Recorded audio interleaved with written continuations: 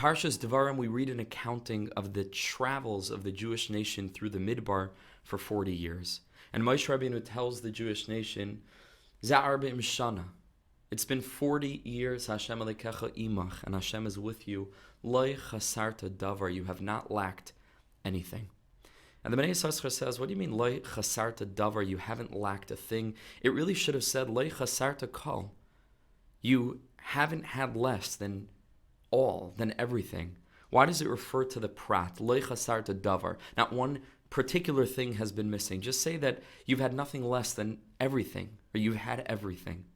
And the Bnei Yissaschar points to a connection between this usage of the word davar and the usage of a similar word in the context of the man, where the pasuk tells us that the man fell devar yoim b'yoimai. Each and every day's portion fell on that particular day, double on Friday, an extra portion for Shabbos, but devar yoim b'yoimai, day after day, that day's portion of man fell. And over there also the word davar is used, devar yoim b'yoimai. And the tzaddikim explained that within the sustenance that's latent in the food that we eat, that gives us strength, that enables us to live and survive and thrive, is embedded the letters of the Torah and Tefillah and holy conversations, words of Kedusha, that we're going to be able to speak that day, which encapsulates the fundamental foundation of what it means to be a human being. The defining factor between us and animals is this capacity for complex and productive speech. It's in the food that we eat. HaKadosh Baruch Hu says, whatever food you're going to eat, you're going to get strength from this. So within that energy lies the capacity that we're going to have to use that energy to be human, which means to be atem kriyim adam, to speak words of Kedusha, words of Torah and Tefillah. And that's what it means, says the Bnei Yissaschar, devar yoim b'yoimai. Whatever food that was apportioned for that day, it wasn't just that particular meal, but it was also devar, which means word, devar yoim b'yoimai. It was the words of that particular day that was latent within the man that they were eating each and every day. And says the tzaddik, the same thing applies for this pasuk.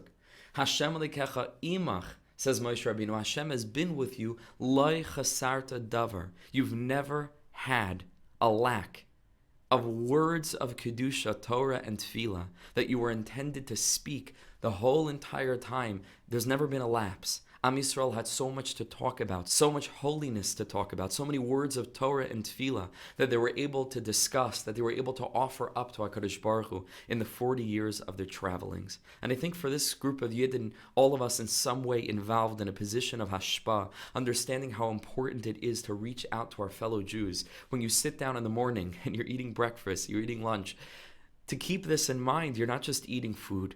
We're eating devar yoim b'yoimai. We're eating our allotted portion of the capacity to speak holy words, meaning to communicate words and messages of holiness to others, to recognize this obligation, this responsibility, this sense of achrayus, to stand up and say, Hashem gave me a mouth, Hashem gave me the ability to think and to channel those thoughts into speech. I'm going to use that capacity to reach out to someone today. I'm going to try to give someone strength, try to give somebody a little bit more clarity, have conversations of depth, of value, teach whatever I know how to teach. Even if you think you don't really have so much to give over, you're still in learning mode. Like all the tzaddikim taught, you know Aleph, that's enough. So teach Aleph. There are those that don't even know Aleph. Teach what you can. Every meal we eat is devar yoim b'yoimai. Hashem gives us the capacity to live a life where we serve as a channel to bring His godliness into the world, so that at the end of this journey at 120, we can turn around and say, Lo chasarti davar. I was never at a lack. I was never at a loss of words. I was constantly pouring messages forth to bring a little bit more light, a little bit more energy, a little bit more hope into someone else's life with the words of the Torah that are deracheha darchei noam v'chol nesivasei shalom. Wishing you the most beautiful Shabbos. Ashrenu. Chazak v'yamatz. Thanks for listening.